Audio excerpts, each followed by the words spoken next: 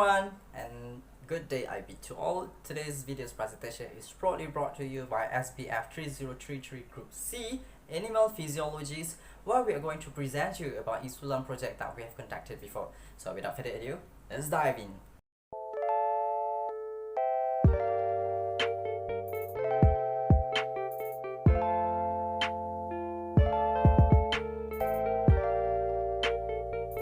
Moving on with our respective roles, starting from me, Aiman as a group leader, which I lead all the session and directed the whole flow on how we should execute our project. Second, our assistant leader, Miss Izati, where she assists me pertaining to this matter. Our beloved secretary, Auji, where she provides us with the proper documentation needed as well as liaising between us and the community's member. Our data holder, Mazita, where she administers all the data that we've received for appropriate analysis. And for the technical parties, Miss Siti, where she handling all the technical stuff regarding this project.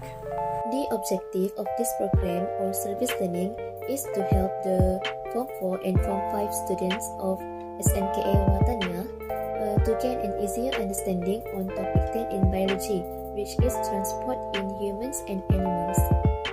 For this service learning program, we first identified who our respondents are and we have discussed to take 22 students of Sekolah Menengah Kebahasaan Agama Wataniah consisting of Form 4 and Form 5. Next, we talked to the biology teacher Puan Azimah to get permission to run the service learning, and we also discussed with Dr. Shakira about this.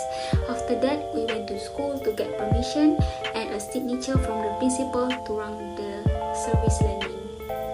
And then we start discuss about how we wanted to do a survey on the problem faced by the student in the school and decide to create a Google form to do the survey.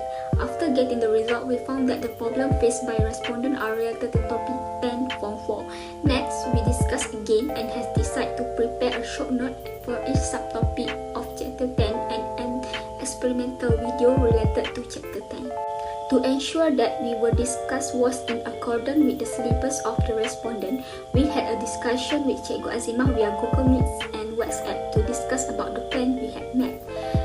We also discussed the short note we were going to develop as well as the video experiment we want to run. In the meeting, Cikgu Azimah told us what we should do and helped us to produce a short note and experimental video that fit the syllabus. From the first Google form that we've been created, there are 22 students, which is 18 Form 4 and 4 Form 5, and all of them are Malays. The topic that they've been choosing is topic 10, transport in human and animals from Form 4 syllabus. The reason why some topic in biology become difficult for them is because lack of interest, interesting video, doesn't understand the concept, not enough information in the textbooks and manual. So we decide to make an interesting experiment video for them and for making them become more understand on this topic. The most way that they choose on how should they be approached is short note, which is 30 students vote for it.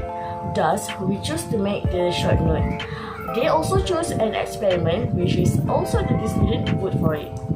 At the end of our program with students, we distribute a Google form and ask them to give a feedback on our project.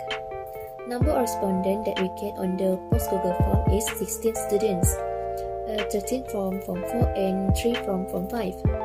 For overall reaction that based on the feedback given was positive. In the post Google form, we also asked the student to give feedback on our experiment. 16 students chose that they are strongly agreed that the experiment is easy to understand and easy to do. For the feedback on short notes, 11 students chose strongly agree and 5 students chose agree that the short notes provided are interesting and concise. These are several comments on the advantages of the project.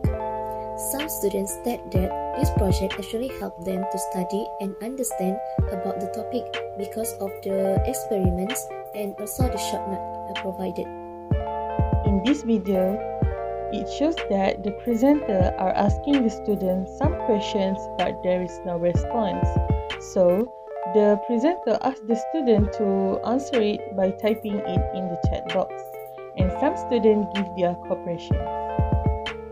Let's extend further this presentation on the overall impacts of the E-Sulam project that I have conducted towards community and towards its. For us, we eventually have fostering our leadership and teamwork skills among us in order to ensure the program or the project that we've conducted is running smoothly. We also enhance the interpersonal skill of us to engage more with the society and to be more connected to them in an uplifting atmosphere. To the communities on the other hand, the E-Sulam project has impacted them in such a way that it increased the amount or the level of understanding and the comprehension towards the problem that they've had before. It also boosts the confidence levels of them towards the strategies on how to tackle down the problems that require problem solving. The best part is, they also appreciate the knowledge that they've gained more often to the extent that they also bring it up to a daily conversation. So overall, we can say that the E-Sulam project has impacted them in a very positive way. In conclusion, from this service learning, we give the student new and simple attractive notes from this service learning. We are able to encourage the student to understand the topic more. Last but not least, this service learning give a fresh start, new experience for us to conduct the student.